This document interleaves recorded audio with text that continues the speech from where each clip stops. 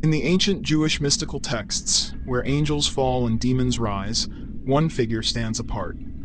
A being whose body bears the mark of cosmic rebellion with a single red wing, first imprisoned beneath the waters where he opposed God's people, and now condemned to hold up the very heavens themselves until the end of the world. Welcome to this exploration of Abezethibou, the fallen seraph trapped in the Red Sea. If you find value in these journeys through forgotten lore, consider subscribing to support our continued exploration of history's most mysterious figures. Abezethibou is one of the most interesting figures in ancient Jewish demon lore. His main appearance comes from the Testament of Solomon. This book, written as if King Solomon himself told the story, records the king's encounters with demons during the building of the first temple in Jerusalem. The Testament of Solomon presents Abezethibou as a fallen angel of the highest rank. Unlike many demons who started as lesser spirits or corrupted humans, Abezethibou claims he came from heaven itself. In the text, he says he was in heaven, meaning he was part of the angelic host before the Great Rebellion that Jewish and Christian traditions connect with the fall of Satan and his followers. Abezethibou's fall from heaven is both familiar and unique in angel stories. According to the tradition in the Testament of Solomon, Abezethibou falls from heaven alongside Beelzebub and other rebellious angels during the original rebellion against God. As Abezethibou plummets from the heavenly heights, the loyal angels try to save him from his chosen fate. In a desperate effort to stop his fall, they reach out and grab one of his wings. But instead of stopping his descent, the force of his rebellion is so strong that his wing tears away from his body. The wing stays in the hands of the angels who tried to hold him back, while he continues falling without it. Abezethibou completes his fall with only one wing left, and this remaining wing undergoes a terrible transformation. It turns into a monstrous dark red. This single red wing becomes his defining feature, a permanent mark of his fall. This image carries deep symbolic meaning. In angel lore, wings represent not just the ability to fly, but spiritual movement, divine mission, and connection to the heavenly realm. An angel with full wings can rise to heaven and descend to earth, moving freely in service of God's purposes. Abezethibou, with only one wing, has neither the ability to return to heaven, nor the capacity to fully embrace his fallen state. After his fall from heaven, he roams the land of Egypt. During this time, he hardens Pharaoh's heart against Moses and the Israelites. The biblical book of Exodus tells the story of Moses confronting Pharaoh, demanding that he let the Israelites go free from slavery. The text repeatedly says that Pharaoh's heart was hardened, making him refuse Moses' demands even as plagues devastated Egypt. While the Bible attributes this hardening to God's will, the Testament of Solomon adds another layer to the story. Abezethibou works behind the scenes, influencing Pharaoh to resist. This makes Abezethibou directly responsible for prolonging Israel's suffering in Egypt. He stands as an enemy of God's people, working to keep them in bondage.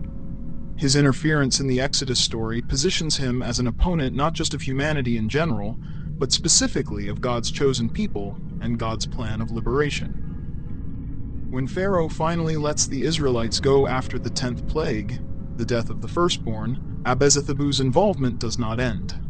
According to the Testament of Solomon, when Pharaoh changes his mind and decides to pursue the fleeing Israelites with his army, Abezethibou goes with them. The demon accompanies the Egyptian forces in their chase across the desert to the Red Sea. When the Israelites reach the water, Moses raises his staff, and God parts the sea, creating a path of dry ground between walls of water. The Israelites cross safely to the other side. Then comes the moment of Abezethibou's imprisonment. Pharaoh's army, with Abezethibou among them, charges into the seabed in pursuit. Moses raises his staff again, and the walls of water collapse. The returning waters crush and drown Pharaoh's army, and they also crush and drown Abezethibou. But for this fallen seraph, drowning is not the end. Instead, it becomes the beginning of his imprisonment. A pillar of water forms in the Red Sea, and this pillar holds Abezethibou down, trapping him beneath the waves. The very waters he will later be said to control become his prison. Abezethibou remains trapped under this pillar of water from the time of the Exodus until the time of King Solomon, hundreds of years later. The pillar acts as both prison and restraint, holding down the fallen seraph. During all those centuries of imprisonment, Abezethibou remains conscious and aware. He experiences his captivity fully, unable to escape, held in place by the power that drowned him. His single red wing cannot propel him through the water strongly enough to break free from the pillar's weight. The nature of this pillar is mysterious. It stands as a column of water, somehow solid enough to hold down a supernatural being, yet still part of the sea itself.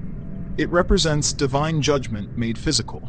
The same waters that saved Israel now hold down the demon who tried to prevent their salvation. The Testament of Solomon tells how King Solomon, given a magical ring by the archangel Michael, gains power over demons and summons them to help build the temple.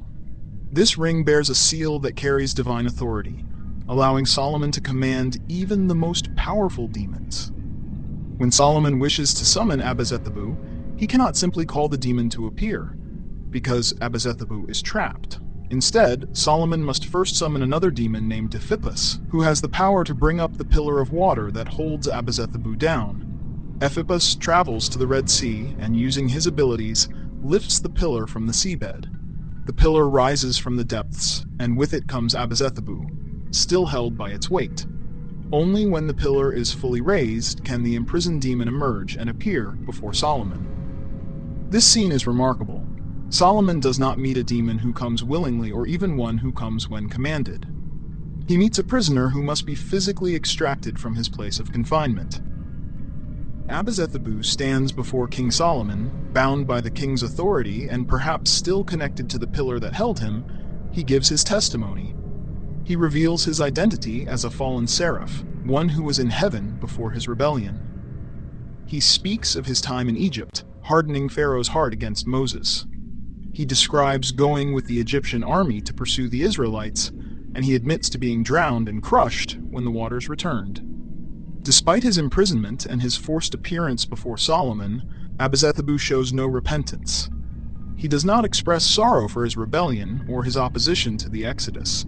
He simply states the facts of his existence, what he was, what he did, and what happened to him as a result. Solomon questions him about his powers and his weaknesses. This follows the pattern throughout the Testament, where knowledge of a demon's nature provides power over it. By understanding Abezethibou fully, Solomon gains the information needed to control him and to protect others from his influence. The Testament indicates that Abezethibou, like other demons bound by Solomon, is forced to work on the temple's construction. A fallen seraph who opposed God's people during the Exodus now labors under divine authority to build a house for the God he rejected. When Solomon interrogates Abezethibou, the demon reveals several formidable powers that make him a dangerous enemy of God's people. His signature ability is hardening hearts, a subtle form of psychological manipulation that erodes resolve and turns leaders like Pharaoh into vessels of obstinacy and pride, leading them toward self-destructive decisions. This power to influence minds extends beyond simple persuasion. Abezethibou is cunning and sly, possessing the ability to shift ideas in his favor and to lend his supernatural abilities to others. The demon boasts of his mastery in performing miracles, wonders, and signs, crafting illusions that appear as divine power. He used this ability to empower the Egyptian magicians Janus and Jambres, enabling them to mimic Moses' plagues and challenge God's messenger before Pharaoh's court. His control over winds and seas allows him to unleash devastating storms that destroy ships and drown sailors, making him a particular terror to those who travel the waters where he was imprisoned. As a former seraph who stood before the divine throne, Abezethibou possesses supernatural knowledge from his time in paradise. He reveals that he once sat in Amaluth, the first heaven, where he plotted against every spirit under heaven. Having lived through ages of human history, he has accumulated vast information about the past, about magic, and about the workings of the supernatural world. This ancient wisdom makes him valuable to Solomon, who seeks not just labor, but also knowledge about the unseen realm. His single red wing, though it marks his fall, still carries power. When released from his imprisonment, this corrupted seraphic wing can move through water, create dangerous currents, and stir up the seas. What was designed to worship and obey now rebels and destroys. However, when pressed about his weaknesses, he confesses that the only thing that can truly take away his powers and defeat him is a man who will be born of a virgin and then be crucified on a cross by the Jews, a clear prophecy pointing to Jesus Christ as the ultimate power that can overcome even this fallen seraph. Beyond this prophesied ultimate weakness, Abezethibou faces several practical constraints. His most obvious limitation is his imprisonment itself. The pillar of water that holds him down represents a divine judgment he cannot escape through his own power. Unlike demons who roam freely, Abezethibou remains fixed in place, trapped at the site of his greatest defeat.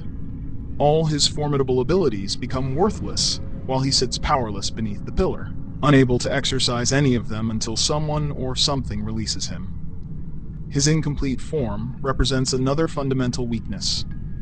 The missing wing is not merely a mark of shame, but a real limitation on his power and mobility. He cannot move as a complete seraph could, lacking the full strength and freedom that his original form possessed. The torn wing held in heaven by the loyal angels creates a magical connection that can be used against him. In mystical traditions, having part of a being gives power over the whole, and the angels who hold his wing maintain permanent authority over him through that physical link. Abezethibou holds high rank among demons because of his seraphic origin. The seraphim are the highest order of angels in Jewish and Christian tradition, the beings who stand closest to God's throne. For a demon to claim seraphic origin means he fell from the greatest possible height. His fall alongside Beelzebub, who appears in various traditions as a prince of demons or even as another name for Satan himself, suggests that Abezethibou participated in the original rebellion at the highest levels. He was not a minor angel who got swept up in the rebellion, but a major figure who chose to join it. However, his imprisonment significantly affects his actual power and influence. While he may hold high rank in theory, in practice he cannot exercise that rank while trapped under the pillar. The Testament does not specify how many lesser demons serve under Abezethibou's command. His imprisonment would make commanding legions difficult, if not impossible. Any authority he once held over other demons may be theoretical during his captivity, only becoming practical again if and when he is released. Ephippus and Abezethibou lifted the massive pillar. Solomon realized he could not safely let them go free, as they could destroy his kingdom in moments if they chose to do so. So used his ring to create a binding circle in the air around the two demons and the pillar they carried. Abezethibou and Ephippus were trapped in midair, still holding the pillar between them. Solomon bound them to the pillar itself, commanding that they hold it up in the air until the end of time. The demons now stand suspended somewhere between heaven and earth, holding the pillar at an angle, neither able to raise it further nor to let it fall. Abezethibou escaped his underwater prison only to find himself in a new one, this time not beneath the sea but above the earth, forced to bear weight forever. Here the story takes on cosmic significance. Solomon describes the pillar's position. The demons stayed, holding the pillar sloping between heaven and earth, and there they are to this day. And if anyone looks, he can see the pillar sloping in the heavens, but the demons he cannot see. Scholars and interpreters of the Testament of Solomon have long wondered what this pillar in the sky might be.